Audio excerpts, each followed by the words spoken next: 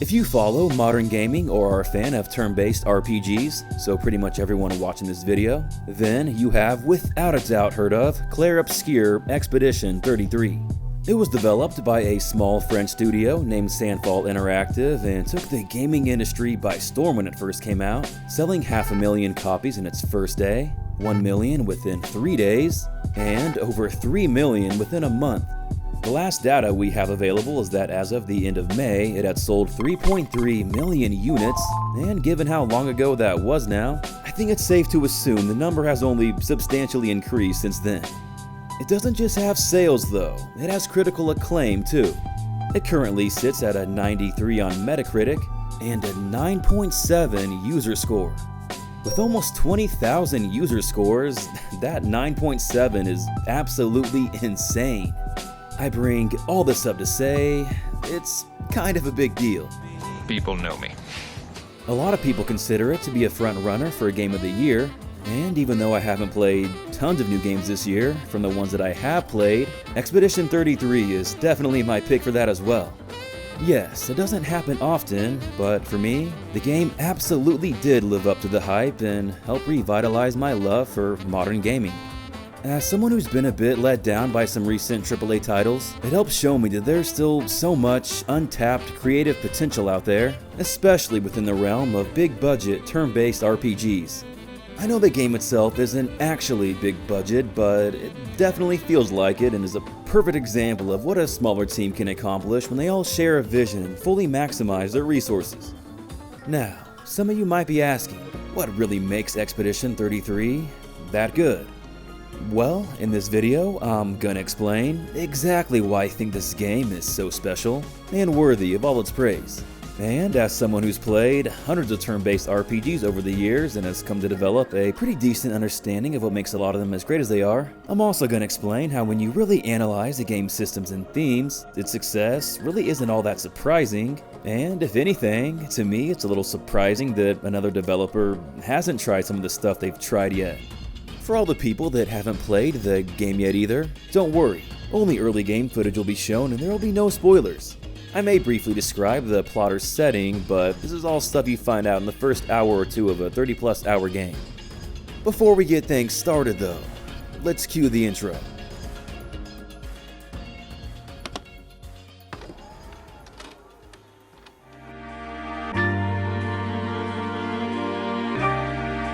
The light is your guide. Dream is what keeps you going.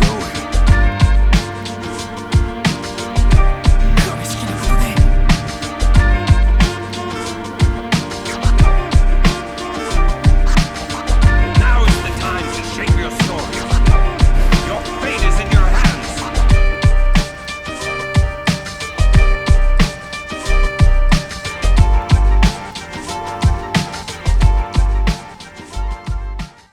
If I had to best describe Expedition 33, I'd say it kinda feels like a PS1 Final Fantasy mixed with Dark Souls. Well, something like Lost Odyssey or The Legend of Dragoon might be a bit better examples given that there's a timed hit mechanic, but they themselves were already inspired by Final Fantasy in other ways, so yeah. The reason I specifically say a PS1 Final Fantasy instead of other turn-based RPGs is because of the tone of the game, the big focus on the overworld map and its accompanying exploration, and to a lesser extent, the fact that some areas have fixed camera angles, much like the pre-rendered backgrounds from that era. Now on the other hand, the Dark Souls comparison comes from a huge emphasis on dodging and parrying, the leveling system, and the bonfire-inspired save/checkpoint system. So, essentially, Expedition 33 combines elements of some of the most beloved and top-selling PS1 games of all time with the series that created the new subgenre of video games that's been dominating the industry for the past decade. When you put it into terms like that, it really shouldn't come as a surprise to anyone why it's as popular as it is and how it appeals to so many people. With that said, it's not just copying aspects from other popular series though. It takes inspiration from them, yes, however, it still very much does its own thing with them, creating this wonderful concoction of proven game mechanics that simultaneously feels familiar and unique. Let's start with the battle system. As previously mentioned, battles are turn-based and dodging and parrying play a big role. Dodging is a bit easier, whereas parrying requires more precise timing and can be rather difficult to pull off initially. One of the most common complaints about turn-based battle systems is that outside of selecting your commands, battles require little active engagement on the player's end. Of course, you're always thinking about what to do, but then after you decide that, you're just watching it play out. In some cases, anything that's not a boss can eventually become pretty trivial and require no thinking, as all you're doing is spamming regular attacks trying to end the fight as quick as possible. It's a problem that Super Mario RPG recognized 30 years ago and set out to rectify with its introduction of timed hits. This allowed you to do more damage if you press the right buttons at the right times. It also allowed you to take less damage by doing the same. The inputs were kept relatively simple and easy enough to pull off, however, still acted as more of a bonus and were not required to beat the game. Later on, more RPGs would take inspiration from this mechanic. Games like The Legend of Dragoon, Shadow Hearts, Lost Odyssey, Yakuza Like a Dragon, just to name some examples. Most of these placed more of an emphasis on the timing element with attacking though, not really defending. Hell, in our video about why turn-based RPGs will never be outdated, we had a whole section about timed hits and you and I focused more on the attacking side and not the defending. I critiqued The Legend of Dragoon's handling of it by making late game additions too long and complex, which both drew out the length of battles and penalized you too harshly for missing inputs, which brought me to the conclusion that simpler commands were probably the way to go. However, I never considered how focusing on timing with defending instead of attacking could provide a solution towards making battles still require a lot of engagement, but not drawing them out too long or penalizing you with poor damage. Enter Expedition 33. From regular battles to boss battles, every fight is engaging and requires sufficient player input. While you probably could beat the game without dodging or parrying if you were high enough level, playing through it as intended, you're basically required to learn how to dodge. Parrying you won't need to do until later in the game or until you tackle optional content, but dodging is something you're going to try to be doing every single fight, every single turn. This ensures you're always actively engaged and never just mindlessly playing. It also makes regular battles challenging, but not necessarily long. Quality over quantity, my friends. It's just fun to come across a new enemy type and try to learn its attack pattern. This is especially true for bosses where you might spend a time or two trying to learn its pattern before you actually beat it. This gives it the same satisfaction as something like Dark Souls, and where Expedition 33 will most likely resonate with those fans. Just like those games as well, if you're good enough at dodging and parrying, this gives you the potential to defeat way stronger enemies than you would otherwise be expected to at that time. I did this on multiple occasions. I'd come across a new area and a new enemy, get absolutely destroyed, then think, okay, clearly the game doesn't want me coming here yet, so I'll come back later. Before leaving though, I'd stop and think to myself, actually, you know what, maybe I can beat this guy. I just gotta learn its moves and execute. And so I try, again and again, and again, and again, and again, and eventually my resilience would pay off and I'd finally emerge victorious. That feeling of satisfaction is rivaled by few in gaming. With that said, the game's not just all timing and reflexes though. Turn-based battles are all about strategy, and trust me, there is still a lot here. Easily some of the most depth out of any turn-based RPG I've ever played. You know how in most RPGs, most characters have a pretty obvious role to play in battle? You know, you'll have your main attacker, your tank, your support, your healer, and etc. Well, Expedition 33 kind of does this too, I guess, but it just goes about it in way less obvious ways and gives you multiple viable builds per character. Even how they achieve said build is not instantly clear, as they all play very differently from one another. I won't talk about how every character works, but to give you guys an idea, let's talk about Mael. Mael has 3 stances in battle. Defensive stance allows her to take less damage and also gain more AP upon dodging and parrying. Offensive stance, she deals 50% more damage, but also takes that much more as well. Then, in Virtuos stance, her damage is increased by 200%. How you switch between these stances is based on the skills you use. This leads to a variety of strategy. Skills cost AP, and you can build AP in a variety of ways. You gain some every turn, but you can also gain more by equipping the right Pictos. While it's kind of similar to the materia system from Final Fantasy VII, it's probably most similar to the ability system from Final Fantasy IX instead, or Tales of Vesperia. These Pictos can come in all types of shapes and forms. After learning a Pictos, every character can then equip that Pictos if they have enough Illumina points, which you'll get a lot of throughout the game. By the end of the game, the variety of options and builds you'll have at your disposal is just insane. You unlock skills by using a skill tree, nothing new here. However, it is forgiving as you can easily reset to try out new builds. You can do the same with your stats too.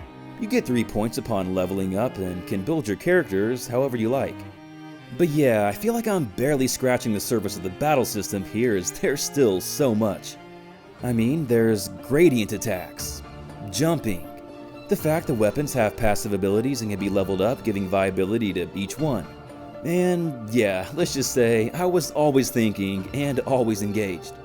And the cherry on top, there's difficulty options. Think the game is too hard or easy? Well, you can adjust that wherever, whenever. The game can be very challenging and respects the player for sure. All that said, gameplay doesn't just shine with the battle system though, but the exploration as well. Expedition 33 harkens back to days of the old and gives us a traditional overworld map filled with secrets and optional content everywhere.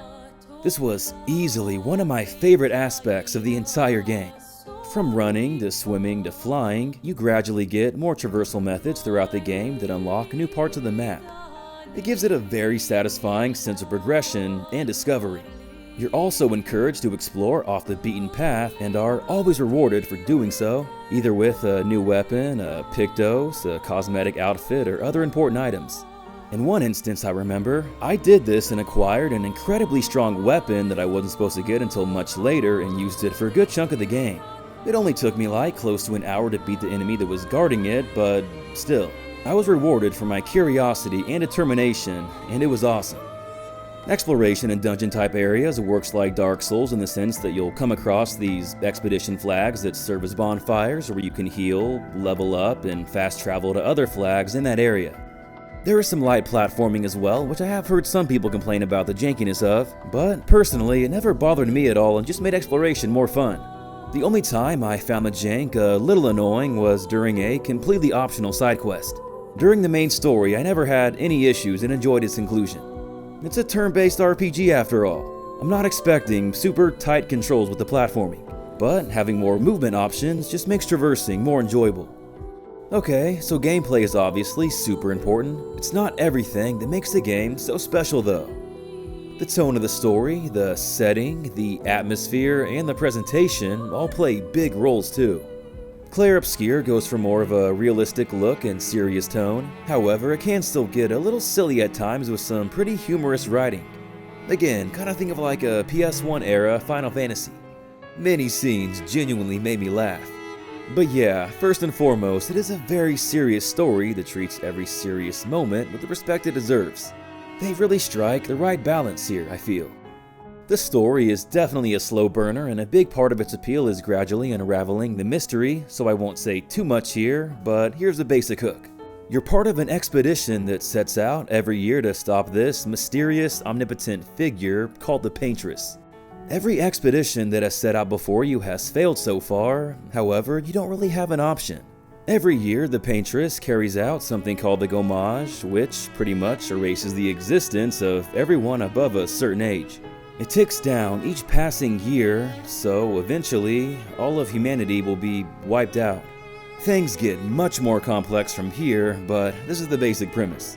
I will say though, it's just refreshing to get a turn-based RPG with an adult cast that takes itself very seriously. As much as I love games like Persona 5 and Dragon Quest XI and would never argue that a certain style is inherently better, it is a nice change of pace to get a JRPG structured game with a more realistic presentation and grittier style. There's room for both out there, but it seems like for a while, we were mainly just getting one style a lot more than the other. We've gotten some in recent years, but not a lot. The cinematic presentation and the amazing voice acting really go a long way in selling the tone of the game. As far as the graphics themselves go, I mean, what can I say? They're gorgeous. The attention to detail is really nice too.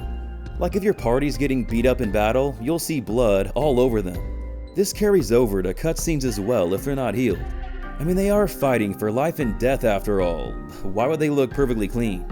The setting and atmosphere of the world is also extremely unique, and for me was a big factor in helping me get as immersed as I did. It's just a very abstract and otherworldly world. So much stuff everywhere just defies logic and gravity, and it's all really cool to see. There's also in-game lore for things to be the way they are too, so it's not just random for the sake of being random. Some places have pretty big French influence for obvious reasons, especially the music. It's just absolutely beautiful and wonderfully captures the melancholic, poignant tone of the world. Truly a goated OST. The first area that really sold me on how interesting the world was Flying Waters. It's essentially an above-the-ground ocean you're walking around in, and it really captivated me. Further locations get even more unique.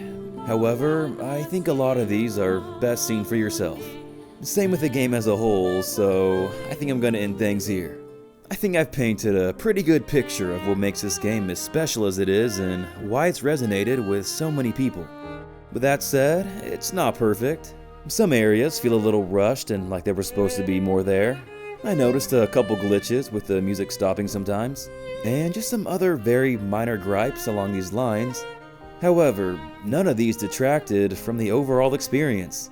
I don't say this lightly, but Expedition 33 really is a masterpiece. Games like this rarely get made anymore.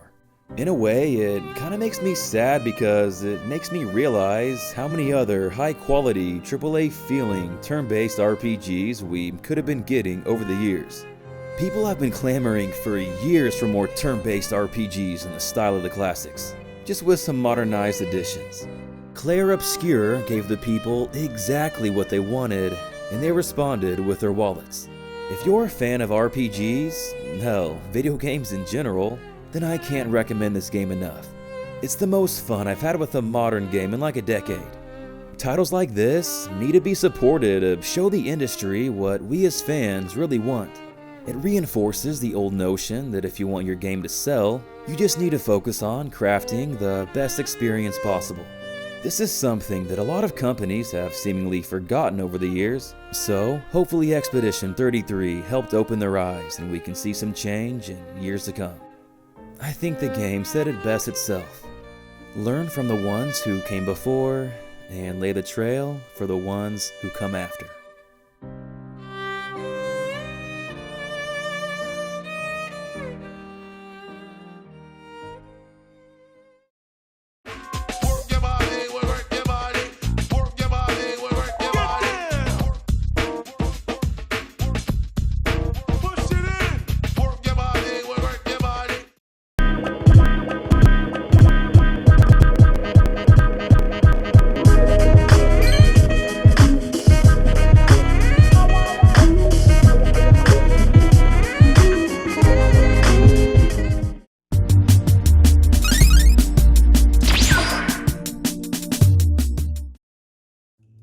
Alright, and that about wraps up this video. Thanks for watching everyone, we hope you enjoyed it. If you did, please either consider hitting that like button or subscribing to the channel if you haven't already. What are your thoughts on Expedition 33? If you've played it, did it live up to the hype for you? And if you haven't played it, what are you waiting for? Either way, let us know in the comments below. As always, just want to give a huge thank you to our Patreon supporters. And of course, an extra special shout out to our top patrons, Achieve, Chris Carnaccio, Derek Drost, Jam, Jesse Spencer, Joe Bro the Hobo, J Shaw Drums, Jump Rock, Cyano, and Spankwise. All of your generosity and support is very much appreciated. Other than that, thanks for watching everyone and hope you have an awesome day. This is Corbin from Gaming Productions. Until next time.